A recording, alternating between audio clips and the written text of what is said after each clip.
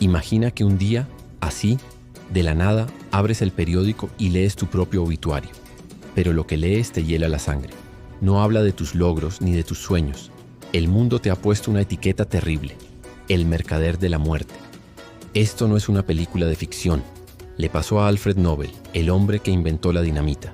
Lo que hizo después de leer esas palabras cambiaría la historia para siempre, dando origen a los premios Nobel. Pero para llegar hasta ese momento de redención, tuvo que enfrentarse a la culpa, a una soledad inmensa y al peso aplastante de su propio éxito. Esta es la increíble historia de cómo un error fatal transformó la destrucción en un legado de esperanza. Alfred Nobel nació en 1833 en Estocolmo, Suecia, en un hogar donde el peligro y la creatividad iban de la mano. Su padre era inventor e ingeniero, un hombre que vivía entre explosivos y experimentos fallidos. Desde niño, Alfred no jugaba con carritos, jugaba en el taller familiar, rodeado de humo, ruido y una curiosidad insaciable. Allí aprendió 3 lecciones que marcarían su vida: el valor del trabajo duro, la amarga frustración del fracaso y, sobre todo, el inmenso poder del conocimiento. Era un niño peculiar. A los 9 años, mientras devoraba libros de poesía, también jugaba con químicos peligrosos en el cobertizo. Sus padres querían que se convirtiera en un gran ingeniero como su padre, pero en su interior latía el alma de un escritor. Esa dualidad entre la ciencia y el arte, entre la creación y la belleza, lo acompañaría como una sombra durante toda su vida, definiendo cada uno de sus pasos. Buscando una vida mejor, la familia Nobel se mudó a Rusia. Allí, el joven Alfred pudo viajar y estudiar. En París y Estados Unidos aprendió sobre un compuesto fascinante y aterrador: la nitroglicerina. Era un líquido tan inestable que una simple sacudida podía desatar el infierno. Alfred se obsesionó. Su meta era domar ese poder destructivo, convertirlo en una herramienta útil para la humanidad. Pero la nitroglicerina era una bestia caprichosa y mortal. Durante uno de sus experimentos, una explosión devastadora le arrebató la vida a su propio hermano, Emil. Imagina ese dolor, esa culpa. Muchos se habrían rendido, aplastados por la tragedia. Pero Alfred no. Siguió trabajando en secreto durante años, consumido por su obsesión. Finalmente encontró la solución. Al mezclar la nitroglicerina con un material poroso y absorbente llamado diatomita, creó una pasta estable, segura y manejable. Un explosivo que podía ser controlado. Lo llamó Dinamis, que en griego significa fuerza. Así, en 1867 nació la dinamita. Nobel patentó su invento y el mundo cambió. La dinamita permitió construir túneles a través de montañas, levantar puentes imposibles y extraer minerales de las profundidades de la Tierra. Alfred se convirtió en uno de los hombres más ricos del planeta, un multimillonario cuya fortuna crecía con cada explosión controlada. Pero pronto, su invento encontró un nuevo y terrible propósito: la guerra. Alfred observaba con horror cómo su creación, pensada para el progreso, se convertía en un arma para matar a gran escala. Se decía a sí mismo que no era su culpa, que él solo había creado una herramienta y que el uso que le daban los demás no era su responsabilidad. Pero en el fondo, la culpa lo carcomía por dentro. Los periódicos no tardaron en darle apodos crueles.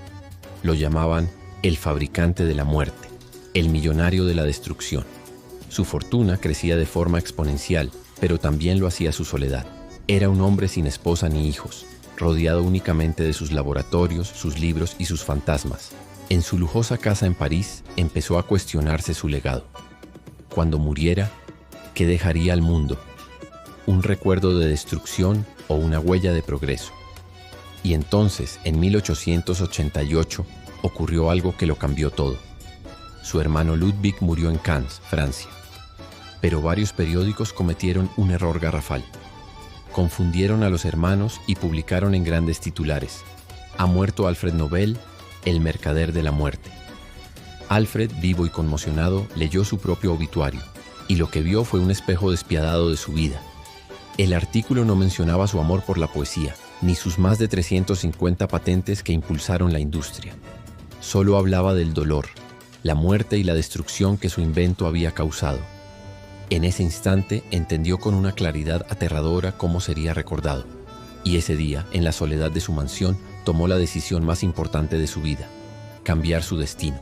Inmediatamente, Alfred Nobel comenzó a redactar un nuevo testamento, uno que dejaría al mundo boquiabierto. En él estipulaba que casi toda su inmensa fortuna se usaría para crear una serie de premios anuales. Estos galardones reconocerían a las personas que, sin importar su nacionalidad, hicieran el mayor bien a la humanidad. La idea era radical, casi poética: usar el dinero ganado con la guerra y la destrucción para fomentar la paz y el conocimiento. Cuando se supo, muchos lo llamaron loco. Sus propios familiares intentaron impugnar el testamento. Otros lo acusaron cínicamente de querer lavar su imagen manchada de sangre. Pero a Alfred ya no le importaba. Siguió adelante con una determinación de hierro. En su testamento estableció 5 categorías: física, química, medicina, literatura y, la más importante para él, el premio de la paz. Este último sería para la persona que haya trabajado más o mejor en favor de la fraternidad entre las naciones, la abolición o reducción de los ejércitos existentes y la celebración y promoción de congresos de paz. Alfred Nobel murió en 1896, en la misma soledad que lo había acompañado durante años, pero con el alma quizás un poco más ligera. Había plantado una semilla. 5 años después, en 1901, se entregaron los primeros premios Nobel. Su legado había renacido de las cenizas de su reputación. Hoy, cada mes de diciembre, el mundo se detiene para celebrar a los nuevos laureados. El premio Nobel se ha convertido en el máximo galardón al ingenio, la compasión y el progreso humano. Piensa en los nombres: Albert Einstein, Marie Curie, Ernest Hemingway, Nelson Mandela, Malala Yousafzai. Todos ellos forman parte de ese eco de redención que Alfred Nobel inició hace más de un siglo. Gracias a un obituario erróneo y a un acto de profundo arrepentimiento, el nombre Nobel ya no es sinónimo de destrucción. Hoy significa esperanza, conocimiento y paz. Su testamento no fue solo un documento legal, fue su perdón. Y su error más grande se convirtió irónicamente en su salvación eterna. La vida de Alfred Nobel nos deja una reflexión poderosa. A veces, el mundo te juzga por tu peor día, por tu error más visible, y no por tus mejores intenciones. Pero la historia no está escrita en piedra. Siempre, absolutamente siempre, tienes el poder de tomar el bolígrafo y reescribir tu propio final. El verdadero fracaso no es cometer errores, porque todos los cometemos. El verdadero fracaso es no aprender de ellos, no permitir que nos transformen. Alfred Nobel convirtió su culpa en un regalo inmortal para la humanidad.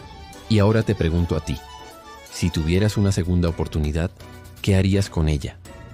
Si esta historia te ha inspirado tanto como a mí, por favor, dale un like a este video, suscríbete al canal y comparte este mensaje, porque cada clic, cada comentario nos ayuda a seguir contando estas increíbles historias de fracasos que al final cambiaron el mundo para mejor. Y recuerda siempre esto: el éxito no nace de la perfección, a veces nace del remordimiento, nace de la duda, nace de un error que desesperadamente decide redimirse. Alfred Nobel lo hizo, y en tu propia medida tú también puedes hacerlo. Gracias por acompañarme en este viaje. Nos vemos en la próxima historia.